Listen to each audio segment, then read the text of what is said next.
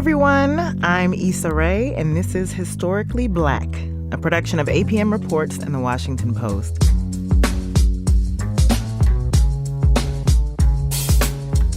This fall, the Smithsonian's National Museum of African American History and Culture opened, which is a big deal. In covering the opening, The Washington Post invited folks across the country to submit objects from their own lives that represent their personal and family connection to Black history. Each week, this podcast features one of those objects and the stories behind it. Hello, my name is Raphael Sears, and I submitted a MP3 of my great-great-grandfather, Bill Driver, from a recording in the 1940s.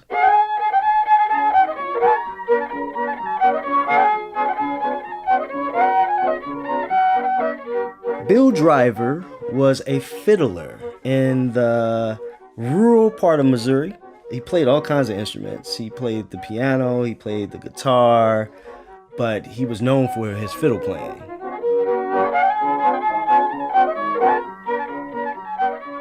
Raphael Sears is a professional actor and singer, and he's getting his Master of Fine Arts at the University of Illinois in Champaign-Urbana. He's 35 years old, and Raphael has a big extended family that holds semi-annual reunions in Jefferson City, Missouri, not far from where Bill Driver spent much of his life. Growing up, Raphael didn't really know anything about his great-great-grandfather. He was only a boy when he went to his last Driver family reunion. But after Raphael's mother died in 2008, he wanted to learn more about his family's history and where he came from. I wanted to figure out who I was. And so I went on Ancestry.com and I did their free trial. And I was on there until like the next morning. Like I remember the sun coming up and I just found all these census reports on my grandfather. And so then that led to his mother, which led to William Driver. So I went and talked to my Aunt Darlene about Bill, and she showed me all these records. And I got really excited about him. I was like, oh, he was a musician too. This is so cool. Everyone in the family calls on Raphael's great-aunt Darlene when they need info on their ancestry. She's the designated family historian. Darlene, whose last name is Golson, has spent years tracking down information. Bill Driver was her grandfather, and she knows a lot about him. Bill Driver was a farmer. That was his profession, but he played several musical instruments. And as I was growing up, he called it the piano instead of the piano. The harmonica, the guitar, the fiddle. Anything he picked up, he could play. Darlene told Raphael everything she knew about Bill Driver. Then Raphael did his own digging. And so I went back to the computer and I said, let me just Google his name. And I stumbled upon this forum called Fiddler Hangout. And they had a thread talking about Bill Driver.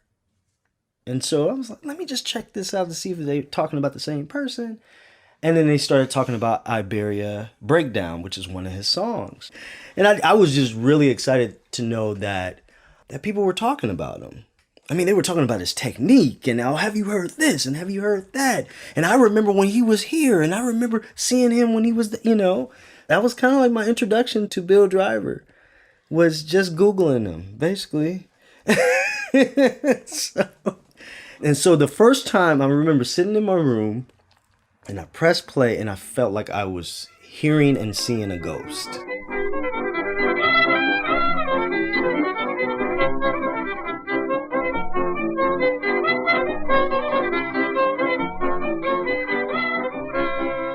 That ghost, Bill Driver, lived in central Missouri, a region of farms, rolling hills, and woodlands. Bill Driver's father was a Baptist minister who also played music. Sometime in the early 1900s, Bill Driver met a woman named Violet Mae Williams. They married and lived on a farm near the town of Iberia, where they raised 8 children. Iberia was predominantly white, and while Missouri had harsh segregation laws and customs, Darlene Golson says the Driver family enjoyed easy relations with whites in their community. They all loved my grandfather and my mom and the whole family back then because there were so few blacks. I think they were just neighbors. The neighborly relations did not mean the drivers were completely spared racial prejudice, but we'll get to that later in the story. What it did mean was that in central Missouri, at the turn of the 20th century, whites and blacks sometimes mixed freely at social gatherings. This was especially true at events where Bill Driver ruled the dance floor with his fiddle. He always played at the dances. He played the kind of music that they could dance to.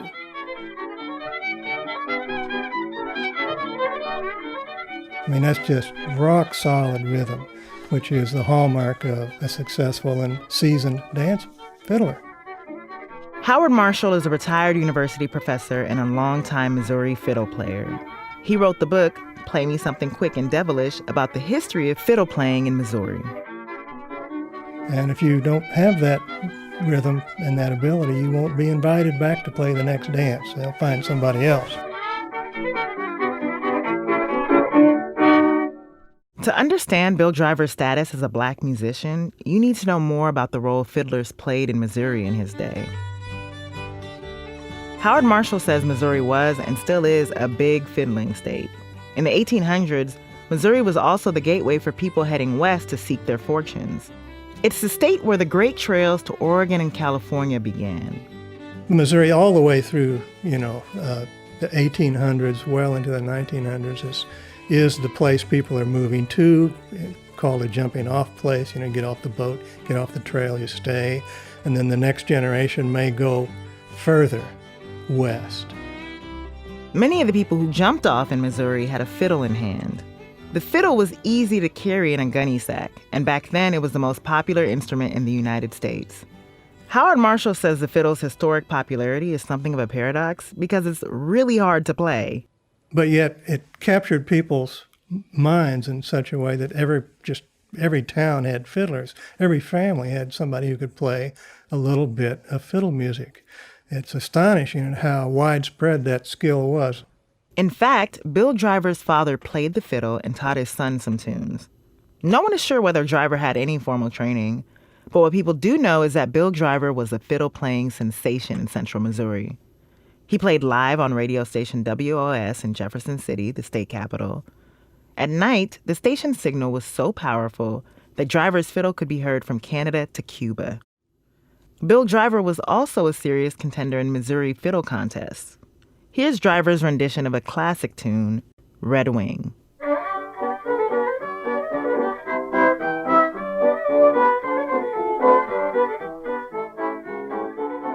One of the most common tunes on the earth is Red Wing now, but nobody plays it like Bill Driver played. That was 1948 or something. And with a piano backup, that's how it sounded in 1898, right there. That's just incredible.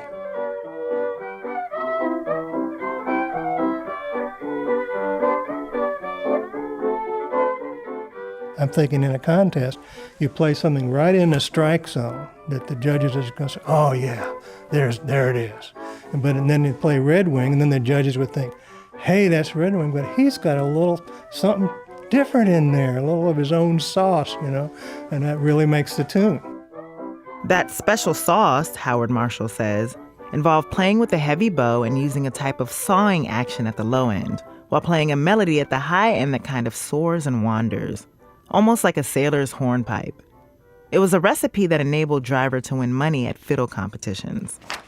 This was the receipt for my grandfather, where he played at one of his functions. And back at Darlene Goldson's place, she and her son Russ pore over family artifacts that show Bill Driver's success as a fiddle player.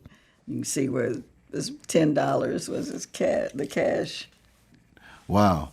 Okay, well, basically this is an ad from the Cave Lodge in Crocker, Missouri, February 10th, 28. And it's just a certified that he was that he won a fiddler contest and that he was paid $10 cash for his prize. $10 in 1928 is worth $140 today. A good bit of side money for a black farmer raising a family in rural Missouri. That same year, 1928, is when Bill Driver also met the man who made it possible for us to hear his music today. Hello, everybody. This is Bill Driver playing the fiddle and Bob Christian playing the piano. We're down here in Missouri. And we're going to dedicate this first number to Bill's daughter, Blanche McKenzie. What are you going to play first, Bill? You're at the hornpipe.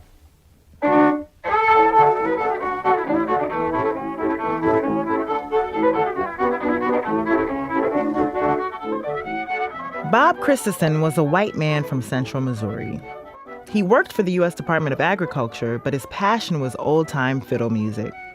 In the mid-1940s, Christensen realized that no one was preserving the fiddle songs he grew up listening to and playing. So in 1948, he bought a wire recording machine. The first person he chose to record was Bill Driver. In this clip, Christensen points out that he and Driver had just played the wrong song. That is awful good, Bill. That sounded like Marmaduke's hornpipe. I got my wires crossed. Well, let's play him.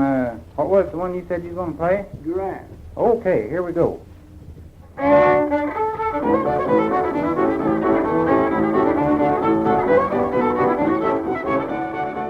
Bill Driver had a huge repertoire of songs. Bob Christensen recorded as many of them as he could. Christensen recorded and transcribed the music of old-time fiddlers across a dozen states. In 1973, he published the first of 2 anthologies of traditional fiddle music. Those books helped kick off a revival of old-time fiddle playing. Bill Driver's music is well represented.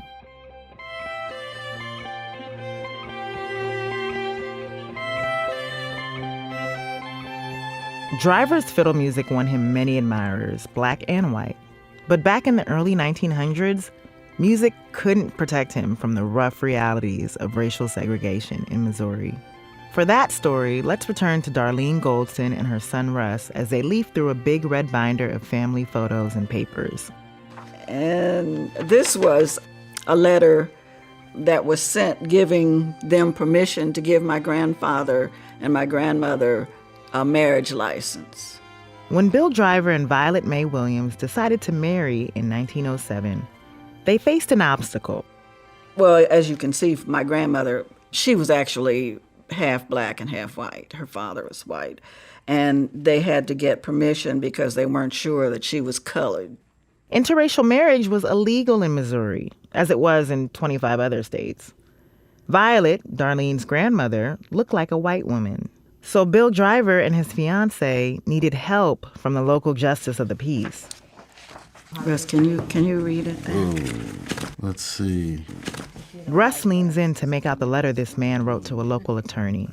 Dear sir, will you kindly send me marriage license for William A. Drivers of Laclede County, who is 25 years of age, and Violet Williams of Iberia, Missouri, who is 20 years of age.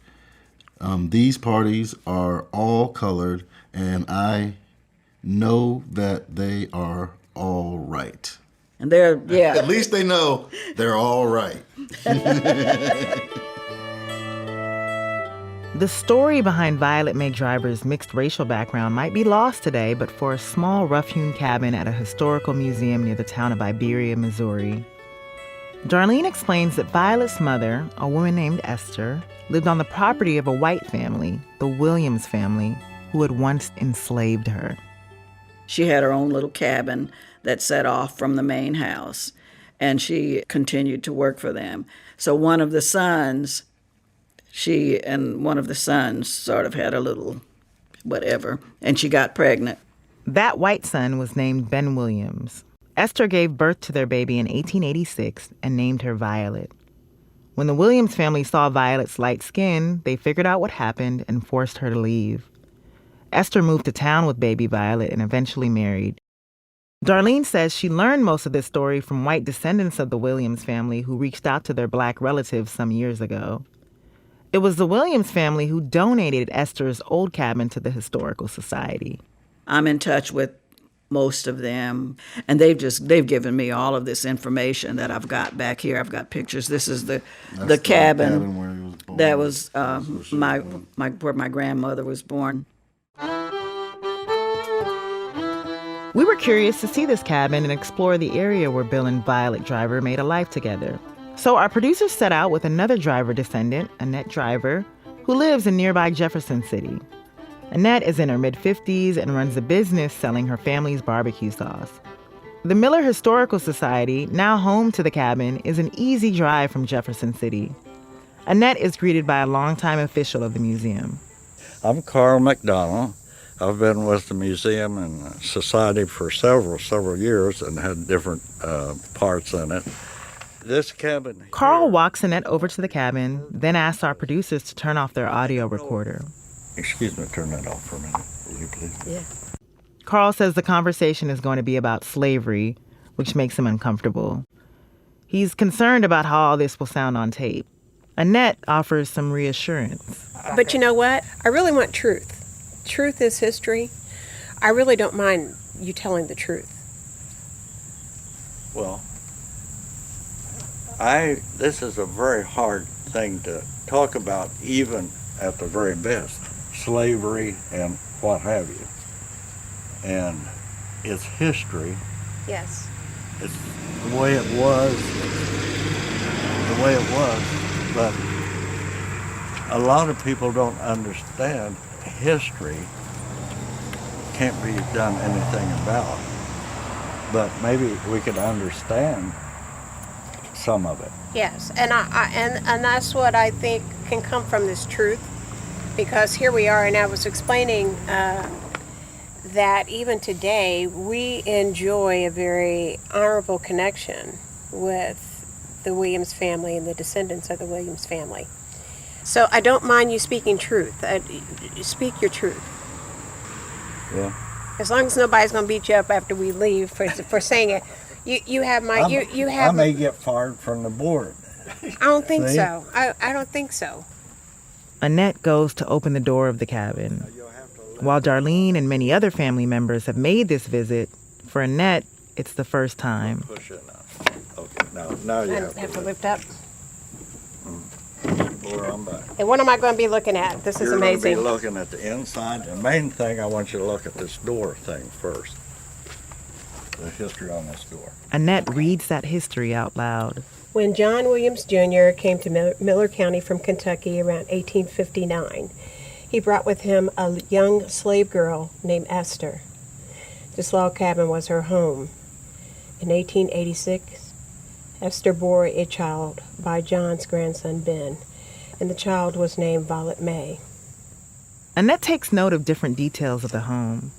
A few dishes, a wood stove, one window. It's quite humbling to look at this. A little bit emotional. Bill Driver, Violet May's husband, is likely one of the more historically significant people to have lived in Miller County. But inside the History Museum, there's no sign of him. No picture of him on the wall alongside the notable white musicians from the county. Annette Driver thinks that this is merely an oversight. She plans to send materials that can be put on display. Stepping back outside, she's grateful to have tangible connections to her family's history. Like the cabin where her great-grandmother was born, and the music her great-grandfather, Bill Driver, left behind. We're very lucky that there's something here to document their existence and their mark on society that left, they still talk about his music today. So, to me, that brings that tells me a little something about what's in me. Bill Driver died in 1986. He was 104 years old. Driver was blind for the last 30 years of his life. He was eventually confined to a bed. But as Darlene and Russ Golson remember, he kept playing music to the end. And he would sing. He would do the whole... Yeah, he'd sing. Sing and then play the harmonica and play the guitar. I mean, he could put on a whole show straight bedridden in the bed. It was an amazing spirit. That spirit is what caught Raphael Sears, Bill Driver's great-great-grandson. He's the fellow who sent us the recording of Driver's fiddle playing. When Raphael listened to his ancestors' music for the first time, he says he knew his own self a bit better. I don't even know how to describe it, but in some kind of way, I felt like I was gaining a part of myself. I don't know. It was like once I listened to that, like I was walking a little bit more upright, and and just knowing that I was destined to be a performer, and knowing that this kind of talent is in my blood, just gave me some sense of pride. And I even find it today, with music and with acting, it has been my way of finding my own freedom in a world that still says that I'm not good enough. In a world that says that I have to go outside and I have to worry about wearing a hoodie at night. Should I not wear a hoodie so I won't seem threatening? So in some kind of way, even with my great-great-grandfather, music was a way of freedom when, the world was a bit behind. So yeah, I think it's really cool that we get to share Bill to the world. I think that's really cool. I think he'd get a kick out of this too. I think he would. Yeah.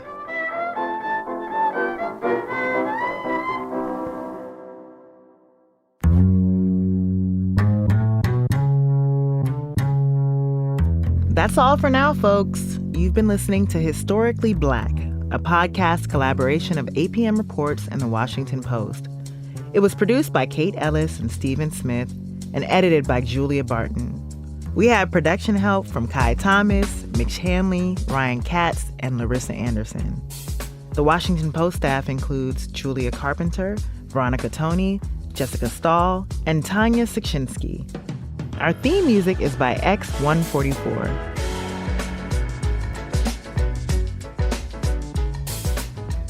If you want to contribute to our online museum of objects from African American history, go to WashingtonPost.com/historicallyblack. We'll be back next week. I'm Issa Rae.